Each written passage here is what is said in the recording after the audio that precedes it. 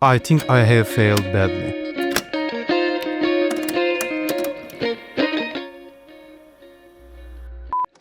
Everyone knows that game development is hard, but let me tell you two things that are even harder. Solo game development and marketing. 6 months ago, I released the develop, and since then things haven't been going well. This led me into a 3-month burnout period.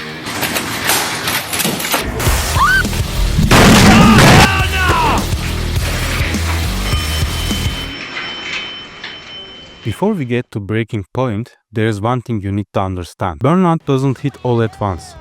It is more like an isekai protagonist who levels up every day and eventually appears as the final boss. Every game developer wants to create their dream game, but there is a huge problem. You can't achieve that game with pre-made assets or systems. So, as a solo developer, I had to learn everything myself. Luthier was supposed to participate in a Steam event, and to get the maximum impact from this event, I polished the game as much as possible. New enemies, a new map, tons of systems, visual effects, modas, animations, all for a 30-second trailer.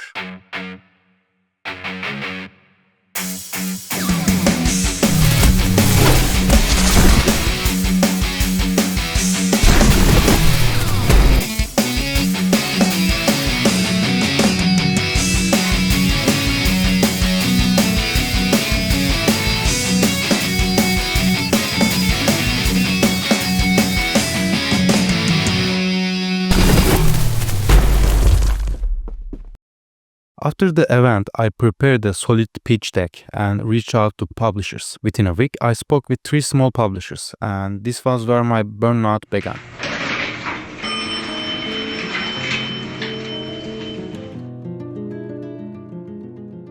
None of them had read the pitch deck. Without knowing what the game was about, what I wanted to add, or where I was in the development, they simply dismissed it with, "This game won't succeed." I always thought I had a strong mentality. Even after those meetings, I told myself whatever, I believe in my game, and kept developing. I posted on every social media platform, hoping to get at least some attention. The result? A big fat 0. And so, I entered my burnout arc. No matter what I did, I feel like nothing worked. After about a month of depression, one day I opened my computer and started making a new game.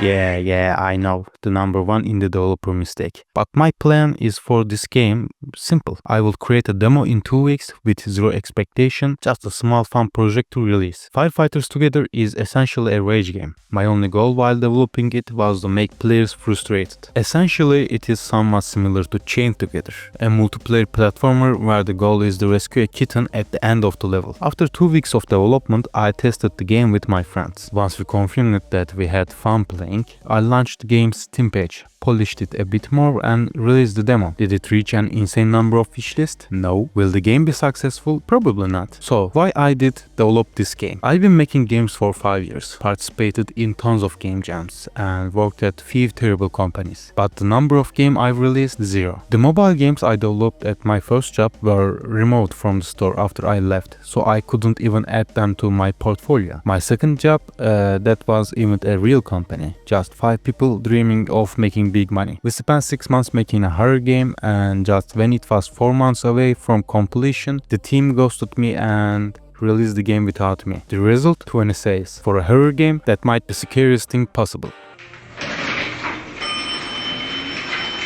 Alright, let's talk about the game plan now. What is happening with Luthier? First, I optimized the character model to make it more efficient and, well, sexier. I added an impressive enemy AI system. It essentially uses behavior trees, allowing enemies to make decisions based on their situations. Some AIs even have levels. Higher level enemies can use skills and avoid the player strategically. Let's take a look at some of these enemies. Ghosts. These guys come in different levels and aggression levels. More aggressive ones will do anything to take you down. The red ones can throw fireballs.